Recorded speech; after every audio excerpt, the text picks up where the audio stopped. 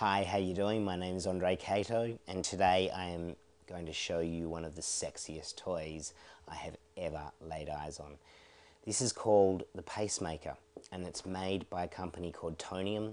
4 guys from Sweden who have gotten together and literally created, well, it's more than just a unit.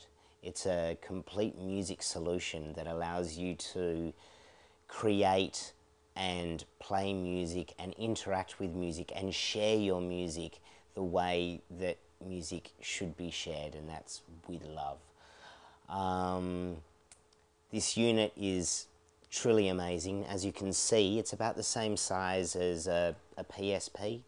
It actually weighs about 17 grams less than a PSP and is about 4 mil shorter than a PSP, so it fits nicely in your hand. Inside the unit, there is what is ostensibly a mixer and 2 CD players or 2 turntables, allowing you to control and mix music. The capacity of the drive inside is 120 gig, so you can basically store 5,000 high quality records or 30 to 40,000 low quality MP3 tracks if that's your thing.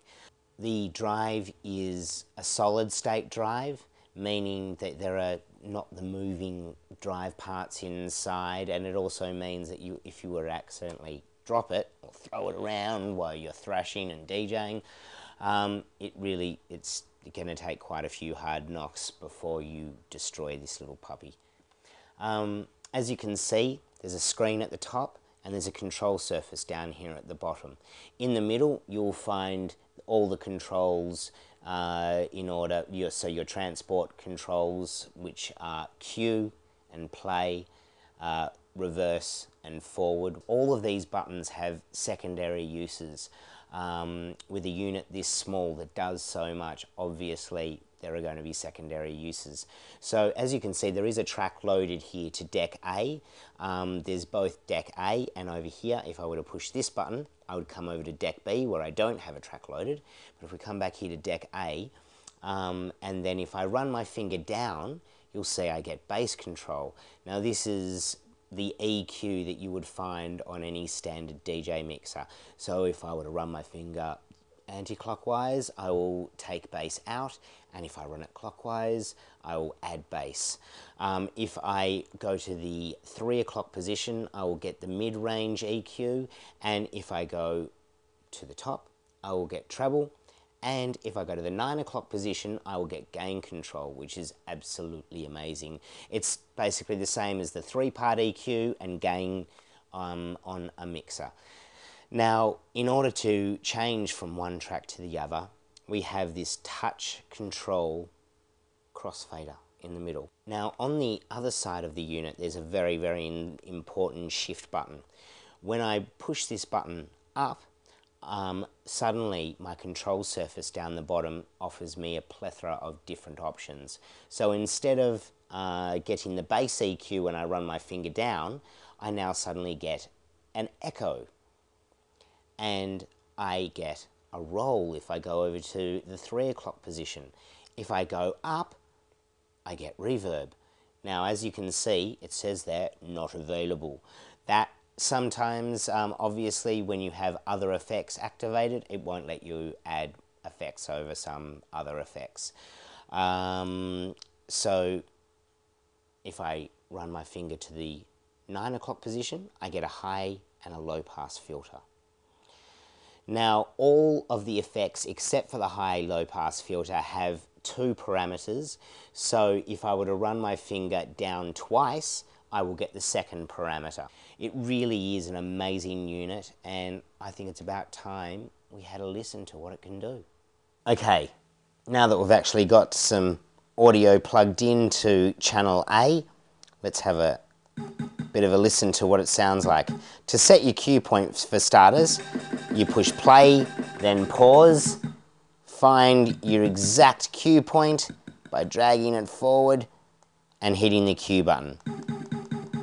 Then we are ready to go. Obviously by using my crossfader,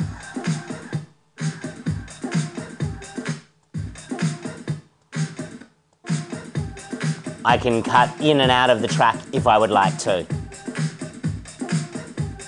Now, we need to load another track into here.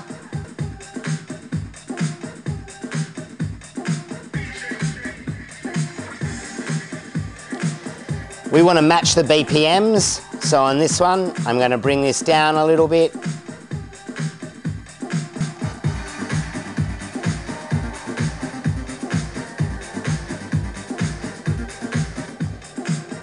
You can connect it through headphones and cue everything as you would simply by selecting your side with your shift button pushed down instead of up, and select the side that you would like to cue.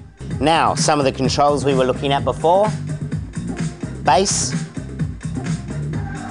Oh, for starters, we must make sure we're on the right side.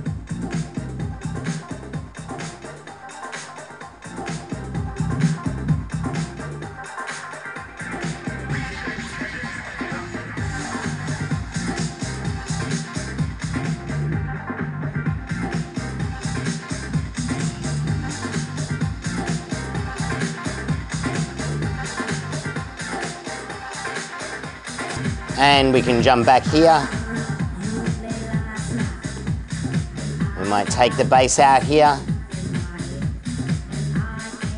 Take the bass out of this one as well.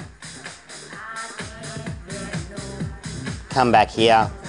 Might put the bass back into this one actually, so we can hear it when it comes in.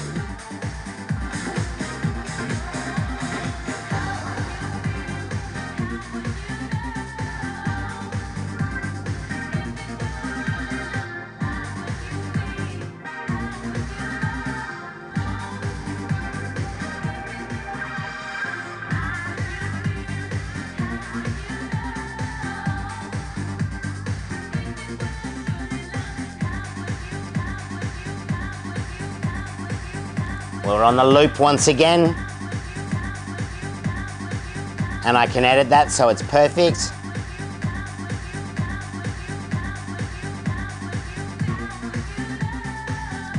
And I can go back to it.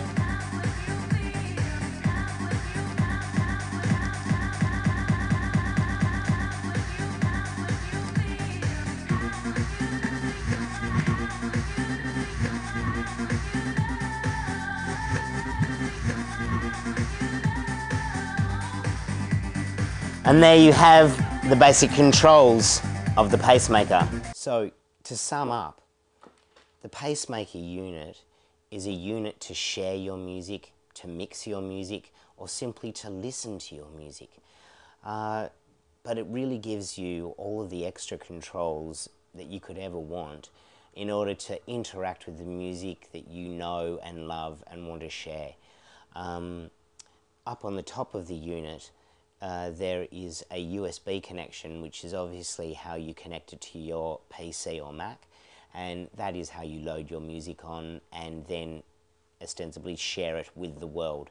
You can record your mixes and upload them to your Pacemaker profile, which is available at pacemaker.net, and share your music with anybody that is willing to download it. So it really is an amazing unit.